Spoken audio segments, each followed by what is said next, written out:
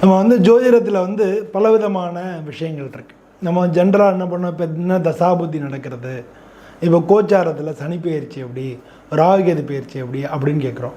ஆனால் அப்படிலாம் இல்லாமல் ஒருத்தருடைய தொழில் ஸ்தானம் வாழ்க்கையில் எப்படி இருக்குது, அப்போ வந்து அவருக்கு எப்படி முன்னேற்றம் வரும், அது தொழில் ஸ்தானத்தை எப்படி புரிஞ்சுக்கிறது அப்படிங்கிறது தான் இந்த பதிவனுடைய முக்கியமான நோக்கம். அப்படி பார்க்கும்பொழுது கன்னிராசி அன்பர்களுக்கு தொழில் ஸ்தானம் எப்படி இருக்குது அப்படின்றத தான் இப்போ பார்க்க போகிறோம். கன்னிராசி அப்படின்றது காலபுருஷ தத்துவத்தில் 6வது வீடு. இந்த ராசிக்கு அதிபதி புதன். இந்த ராசியில் இருக்கக்கூடிய நட்சத்திரங்கள் அப்படின்னு பார்த்தோம்னா உத்திரம், ஹஸ்தம், சித்திரை, இது 3 இருக்குது. இப்போ இந்த கன்னியா ராசி இருக்கு இல்லையா, இந்த ராசிக்கு நம்ம தொழில்னு பார்க்கும்பொழுது 2ஆம் இடம், 6ஆம் இடம், 10ஆம் இடம் முன்னால் சொன்ன மாதிரி. இப்போ 2ஆம் இடம் அப்படின்னா அதுக்கு அதிபதி வந்து சுக்கிரன். இதுக்கு 6வது வீடு அப்படின்னா அதுக்கு அதிபதி சனி பகவான். அதே மாதிரி 10வது வீடு அப்படின்னா அதுக்கு அதிபதி புதன் தான், இந்த லக்னாதிபதி தான். பொதுவாகவே இந்த புதன் அப்படின்றது ஞானகாரர்கள் மட்டும் இல்லை, கணிதம், டெக்னிக்கலாக இருக்கிறது, பிஸ்னஸ்ஸு, குடுக்கல் வாங்கல், இதில் எல்லாத்துலேயுமே இவங்க வந்து சிறந்தவங்களாக இருப்பாங்க. இவங்கள்ட்ட இருக்கக்கூடிய ஒரு நெகட்டிவ் பாயிண்ட் என்ன அப்படின்னா, இவங்க காரியங்களை கொஞ்சம் தள்ளி போடுறது, தூக்கத்துக்கு அதிக முக்கியத்துவம் கொடுக்கறது. இவங்க தூங்கும்போது யாருன்னு எழுப்பிட்டால் கடுமையான கோவம் வந்துடும். ஆனால் தூக்கத்தில் கொஞ்சம் ஆசைப்படுறவங்களாக இருப்பாங்க. அதே மாதிரி காரியங்களை கொஞ்சம் தள்ளி போடுறவங்களாக இருப்பாங்க. அதே மாதிரி உடல்நிலை இப்போ இருக்கிற கண்டிஷனில் கொஞ்சம் உடம்பு அடிக்கடி பாதிக்கக்கூடியவங்களாக இருப்பாங்க. அதே மாதிரி கொஞ்சம் அவசரப்படாமல் இவங்க முடிவெடுத்தாங்கன்னா இவங்களுடைய முடிவு எல்லாமே சூப்பராக இருக்கும். ஏன்னா அவங்க வரத்துக்கு வருமுன் காப்போம்ன்ற மாதிரி வரத்துக்கு முன்னாலேயே இவங்களுக்கு எல்லாமே வந்து தெரிஞ்சிக்கக்கூடிய ஒரு புத்திசாலித்தனம், ஒரு ஞானம் உண்டு, ஒரு உள்ளுணர்வு, இன்ஸ்டிங்க்ட் இவங்களுக்கு உண்டு. ஸோ அந்த இன்ஸ்டிங்க்டை இவங்க புரிஞ்சுக்கிற மாதிரியான விஷயங்கள் வேணும். ஆனால் இப்போ இந்த விஷயத்தை பொறுத்தவரை உபயராசி இது. இந்த ராசி வந்து உபயராசின்றதுனால இரட்டை மனநிலைமை இருக்கும். அதே மாதிரி எல்லாருக்கும் ஹெல்ப் பண்ணுற டெண்டன்சியும் இருக்கும். ஸோ இந்த இரட்டை மனநிலைமை இருக்கிறதுனால இவங்க ஒரு முடிவெடுக்கிறதுக்கு முன்னால் அதை பற்றி வந்து இன்னொருத்தங்கள்ட்ட ஆலோசனை எல்லாம் கேட்டு அப்புறம் இவங்க முடிவெடுக்கிறது நல்லது. ஏன்னா அதில் ஒரு குழப்பமாக முடிவெடுக்காமல் ஒரு விஷயத்தை நான் 2 பேர்கிட்ட ஆலோசனை கேட்டு அதுக்கப்புறம் இவங்க பயங்கரமாக தைரியம் ஆயிடுவாங்க. அதுக்கப்புறம் முடிவெடுக்கிறது இவங்களுக்கு நன்மையை தரும். அதே மாதிரி இந்த ராசி உபயராசின்றலாம் மற்றவங்களுக்கு ஹெல்ப் பண்ணுறது அப்படின்றதுலாம் அதிகமாக பண்ணிடக்கூடாது. ஹெல்ப் பண்ணுறேன் பேர் வழி, இறக்கப்படுறேன் பேர் வழின்னு சொல்லி அதிகமாக பண்ணிடக்கூடாது. அதையும் வந்து ஆற்றுல போட்டாலும் அளந்து போட்டுன்னு சொல்லுவாங்க இல்லையா, அதனால் ஒரு விஷயத்துக்கு முன்னால் செய்கிறதுக்கு முன்னால் அவங்க அதையும் பார்த்துக்கணும். ஸோ இது 2ஐயும் வந்து இவங்க வாழ்க்கையில் கவனிச்சிக்க வேண்டிய விஷயமா இருக்குது. சரி, இப்போ உங்களோட தொழில் பற்றி பார்த்தோம்னா இப்போ வந்து 2ஆம் இடத்துக்கும் 9ஆம் இடத்துக்கும் அதிபதி சுக்கிரனாக வர்றதுனால பொதுவாகவே உங்கள் வசதி வாய்ப்புகள், வீடு, வாகனங்கள் எல்லாமே உங்களுக்கு கிடைக்கும். ஸோ அதில் வந்து மாற்றுக்கிறது கிடையாது. ஆனால் கஷ்டங்கள் அப்படின்றது எல்லாருக்கும் ஒரு காலம், நம்ம இப்போ எல்லாருமே பிறந்ததுலேருந்தே கடைசி வரைக்கும் அப்படி இருப்பாங்களான்னு, பணம் இருக்கிறவங்களுக்கு கூட பல சமயங்கள் பிரச்சனைகள் வரத்தான் செய்கிறது. பிரச்சனைகள் வேறு விதமாக கோர்ட்டு கேஸாக வரலாம், வேறு விதமான பெரிய லாஸாக வரலாம், அந்த மாதிரியும் வரும். அதனால் எப்படி பார்த்தாலும் எல்லா விதமான மக்களுக்குமே ஒரு சில காலகட்டங்கள் கஷ்டங்கள் வந்து நீங்கும். ஸோ அந்த மாதிரியான பிரச்சனைகள் வரும்பொழுது நம்ம வாழ்க்கையை எப்படி வந்து மேற்கொள்ளணும் அப்படிங்கிறத அவங்க பார்த்துக்கணும். அப்போ வந்து இவங்களுக்கு 2ஆம் இடம் பணம் சம்மந்தப்பட்ட விஷயங்களுக்கு சுக்கிரன் வந்து காரணகர்த்தாவாக இருக்கார். அது மாதிரி குடும்பம் சம்மந்தப்பட்ட விஷயங்களுக்கும் சுக்கிரன் காரணகர்த்தாவாக இருக்கார். பொதுவாக உங்களுக்கு வந்து குடும்ப விஷயங்களையும் தனியாகவும் பிஸ்னஸ்ஸு வேலையை தனியாகவும் அவங்க வச்சுக்கிறது நல்லது. வேலை ஏன்னா இது 2ஐயும் போட்டு குழப்பிக்காமல் சண்டையில் வந்து இல்லாட்டினா வேலையே ஓடாது. குடும்பத்தில் சண்டைன்னா வேலை ஓடாது.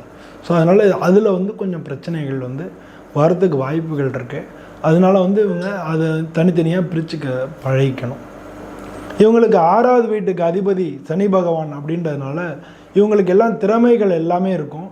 எல்லாத்த பற்றியும் ஒரு பெரிய அறிவும் புத்திசாலித்தனமும் இருக்கும். ஆனால் நாளைக்கு பார்த்துக்கலாம், நாளைக்கு பார்த்துக்கலான்னு தள்ளி போடுவாங்க. ப்ரொக்ராஸ்டினேஷன் சொல்லுவாங்க. தள்ளி போடுறது என்ன ஆகும்னா காலத்தே பயிர் செய்ன்னு சொல்லுவாங்க. அது மாதிரி நம்ம ஒரு டயத்தில் ஒரு விஷயத்தை செஞ்சோம்னா கிடைக்கக்கூடிய சக்ஸஸ் நீங்கள் வந்து டைம் மாற்றி செய்யும் போது அந்த அளவுக்கு சக்ஸஸ் கிடைக்காது. அது மாதிரியான ஒரு விஷயமும் இவங்க வந்து கவனிச்சிக்க வேண்டியதாக இருக்குது. அதே மாதிரி இந்த ராசிக்கு தொழில்ஸ்தானாதிபதி புதனாக இருக்கிறதுனால ஜென்ரலாகவே இவங்க கம்ப்யூட்டர் அது சம்மந்தப்பட்டது, கணக்கு எழுத, அக்கௌண்ட்ஸு, ஆஃபீஸ் மெயின்டெனன்ஸ், ஆஃபீஸில் வந்து ஒரு பெரிய போஸ்டிங்கில் இருக்கிறது, அல்ல ஆஃபீஸ் அட்மினிஸ்ட்ரேஷனில் இருக்கிறது, இதெல்லாம் வந்து இவங்களுக்கு வரும். ஏன்னா 7வது வீட்டு அதிபதி வந்து குரு. இவங்களுக்கு ஒரு விஷயம் தெரிஞ்சுக்கணும், ஆஃபீஸு வேலை பார்க்குறாங்கன்னா எப்போவுமே உங்களுக்கு செகண்ட் பிளேஸ் தான், ஃபஸ்ட்டு பிளேஸ் கிடைக்காது. ஏன்னா உங்களுக்கு 7வது பார்ட்னர், எதிரியாக இருக்கக்கூடியவங்க வந்து குரு. அதனால் எப்போவுமே ஃபஸ்ட்டு பிளேஸில் வேறு ஆள் இருப்பாங்க, இவங்க வந்து செகண்ட் பிளேஸ் தான் உங்களுக்கு கிடைக்கும். அதுவே உங்களுக்கு பெரிய மன வருத்தங்களாக இருக்கும். அதனால் வந்து பொதுவாக அந்த மாதிரி டயத்தில் உன்னைய வேலையை விட்டுட்டு அடுத்த வேலை தேடுறேன், இல்லை பிஸ்னஸ் பண்ணுறேன் அப்படின்னு சொல்லி கஷ்டப்படுவாங்க. அதனால் அந்த மாதிரி டயங்களில் நீங்கள் உங்கள் தசா புத்திகளில் முதல்ல பார்க்க வேண்டியது என்னென்னா, 2ஆம் இடத்து அதிபதி சுக்கிர திசை உங்களுக்கு நடந்தாலோ, இல்லை சனி திசை நடந்தாலோ, இல்லை புதன் திசை நடந்தாலோ இவங்களுக்கு வந்து மிக மிக சிறப்பாக இருக்கும்.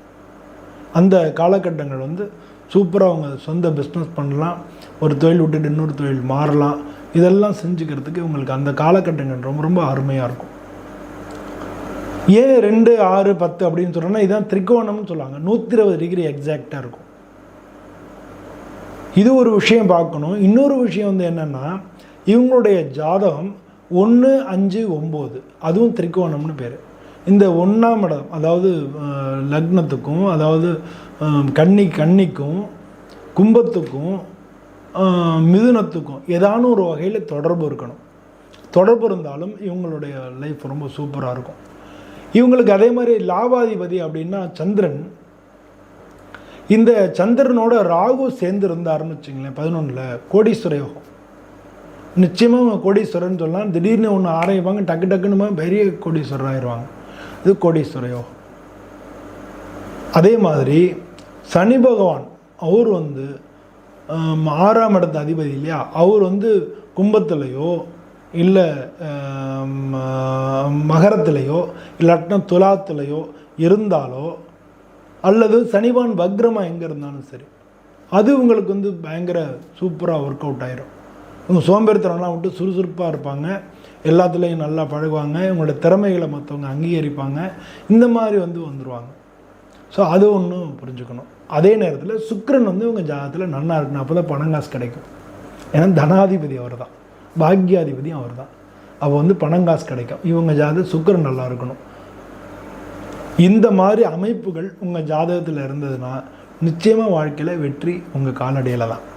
ஆனால் கன்னிராசி அன்பர்கள் வந்து பொதுவாக வந்து நம்ம தொழிலுக்கு எப்படி இருக்குது அப்படின்னு பார்த்துங்க. நீங்கள் வந்து உங்கள் கம்ப்யூட்டர், ஆடிட்டர், இல்லை பிஸ்னஸ் வந்து ஒரு சிஇஓவாக இருக்கிறது, இல்லை ஒரு ஆஃபீஸில் அட்மினிஸ்ட்ரேட்டராக இருக்கிறது, இல்லாட்டினா பொருட்கள் வாங்கி வச்சு அந்த என்னது ஏஜென்சிஸ், ஃப்ரெஞ்சைசி இதெல்லாம் பண்ணுறது, அதே மாதிரி ஷேர் மார்க்கெட்டில் ஈடுபடுறது. அதே மாதிரி வந்து இவங்களுக்கு சுக்கிரன் 2ஆம் இடத்துக்கு அதிபதி, 9ஆம் இடத்துக்கு அதிபதின்றதுனால ரியல் எஸ்டேட்ஸ் பண்ணுறது, ரியல் எஸ்டேட்ஸ் சம்மந்தமாக வாங்கி கொடுக்கறது, இந்த மாதிரியான விஷயங்கள் எல்லாமே இப்போ பொருளாதாரம், பணம் சம்மந்தப்பட்ட இதெல்லாமே நல்லாயிருக்கும். அது மாதிரி வந்து சாதாரணமாக இவங்க சின்ன வயசாக இருந்தாங்கன்னா கேஷியராக இருக்கிறத பார்க்க முடியும். பேங்க்கில் வந்து கேஷியராக இருப்பாங்க. நிறையா பேர் இந்த கன்னி ராசியில் கன்னி லக்னமாக இருப்பாங்க. ஸோ இதெல்லாம் வந்து நம்ம ஒரு கிளிம்ஸ்க்காக சொல்கிறோம். அது மாதிரி வந்து ஒரு ஆஃபீஸில் பார்த்தோம்னா ஹெச்ஆர் பார்த்திங்கன்னா முக்கால்வாசி பேர் கன்னி ராசி இல்லாட்டினா வந்து கன்னி லக்னம், இதில் வந்து அவங்க இருக்கிறவங்களா இருப்பாங்க. ஸோ அந்த மாதிரி ஹெச்ஆர் அதெல்லாம் நம்ம பார்க்க முடியும். ஸ்டார்ட் அப் ஆரம்பிக்கிறாங்கல்ல, ஸ்டார்ட் அப் ஆரம்பிக்கிறவங்கள பல பேர் இந்த மாதிரி கன்னி ராசியை சேர்ந்தவங்களாக இருக்கிறத நம்ம பார்க்க முடியும். ஆடிட்டர்ஸ் அதில் பல பேரை இந்த கன்னிராசியில் இருக்கிறத பார்க்க முடியும். ஸோ இந்த மாதிரியான விஷயங்கள் எல்லாமே இவங்களுக்கு நல்லா இருக்குது. அப்போ வந்து பொதுவாக இந்த கன்னிராசியை சேர்ந்தவங்க இந்த மாதிரி தசா புத்திகள் வரும்பொழுதோ, தசையிலையோ இல்லை புத்தியோ, சுக்கிரனோ சனியோ அவங்க புதனோ அவங்களுக்கு வரும்பொழுதெல்லாம் அவங்களுக்கு நல்லா இருக்கும். அப்போ வந்து அவங்க நல்லா முன்னேற்றமாக வந்து அவங்க லைஃப் இருக்கும். அந்த டயத்தை யூஸ் பண்ணி அவங்க வந்து வளர்ந்துக்கிறதுக்கு அவங்க முயற்சி பண்ணணும். ஸோ இந்த மாதிரியான விஷயங்கள் எல்லாத்தையும் பார்த்துக்கலாம். பொதுவாக கன்னிராசி அன்பர்கள் எல்லாருக்கும் வந்து எல்லா விதத்துலேயும் வாழ்க்கை சிறப்பாக இருக்கணும்னு சொல்லி பிரார்த்தனை பண்ணிட்டு உங்கள்கிட்ட விடைபெறுகிறேன். நன்றி, வணக்கம்.